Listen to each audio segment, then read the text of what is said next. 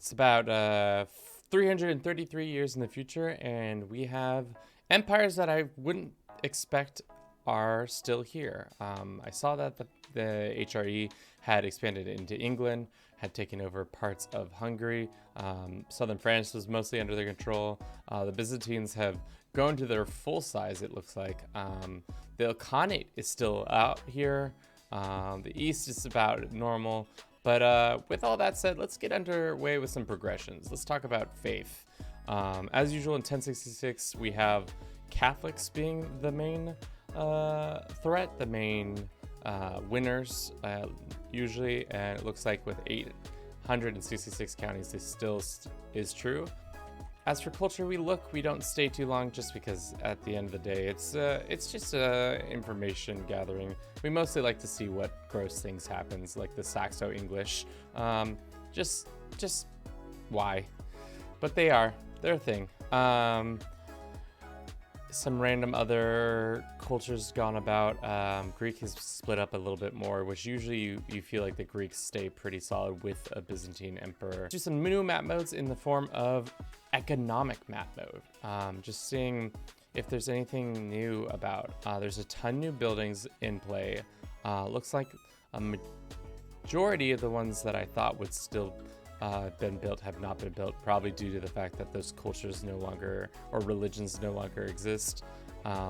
Some grand cathedrals and some temples abound, not made real, but the universities, it looks like some of the universities have been built, but not a lot at the same time. Even though they have the development, they probably just aren't meeting the other requirements of having enough gold and also enough prestige level.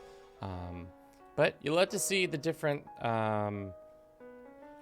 economy map mode in general, just because you can see who's really making the cash, who's making that money. 37 a month over here, and Ile-de-France, how much are you making? 26. Cordoba is making about 57. Damn. So you're still seeing a lot of the rich, really rich places stay true. Cologne is one of them. Speyer. Yeah, good to know. Which is awesome. How does that look compared to it almost looks like there's a chain of development. It's like a lot more lands being developed over time. But it doesn't always reflect on which ones are making the most money. So there is a lot of development down here, but not everybody's making as much money comparatively. We know just like the steppe in general is just underdeveloped and underproducing monetarily wise.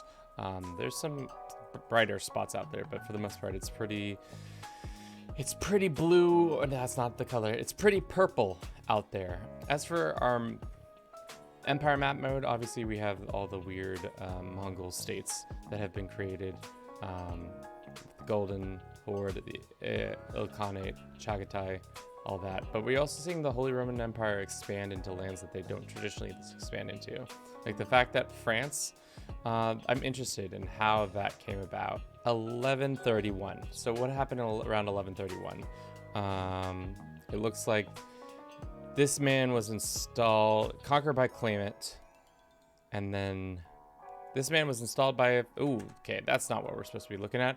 For some reason, it looks like the nudity has been, even though we have it checked, it still comes up for some reason, which is unfortunate.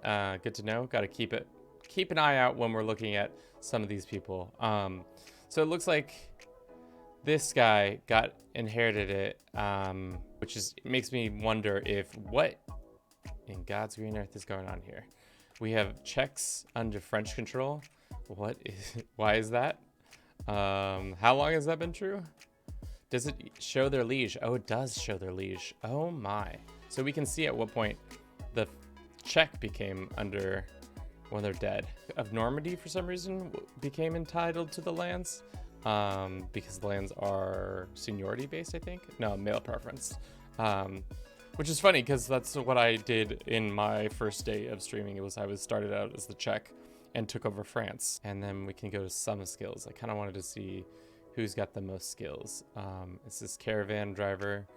I want to see if there are people who are maxing out their different abilities, and it looks like some people are. Some people are doing a good job. Some of the AI is able to actually go to enough different tourneys to get these abilities all the way up. So you're seeing the people who have been going to tourneys are getting enough of their stats increase. Let's talk about what we learned. What have we learned in this time lapse so far? We're learning that somehow, maybe due to the grand tours and stuff like that, the empires that I wouldn't see normally expand and be prosperous, like the Byzantines and the Holy Roman Empire, are staying in power longer. Obviously, this is just a one-off time lapse. You can't just make an assumption just off that, but that's what I feel is happening. Just some weird things that I normally wouldn't see, like the fact that the HRE is taking over France and they took over England, and they took over Hungary. That's all not normal. Hungary is a little bit normal, but everything else, England and France falling under HRE's control, not normal. Very rare occasion. The Mongols, they did pretty good from what I saw. They made about as far as they usually do. They made it all the way to the HRE and even into Scandinavia. That's right. That was the weird thing I saw. The Mongols creeping their way all the way up into Scandinavia. That is absolutely bonkers to me, that they did that. And also they were Slovaskan. I don't want to talk about that. That seems like some wild scenario. Temujin the One, the Longshanks. So surprising that he Slovaskan as his culture or as his religion. Does that mean the Slovaskan is the thing out here? Nope, they're Catholic. They're Catholic way out here too. I think that's all I have for you today. Thank you so much for watching. I hope you enjoyed this. If you did, don't forget to comment, like, and subscribe. And as always, have a good rest of your day. Ciao.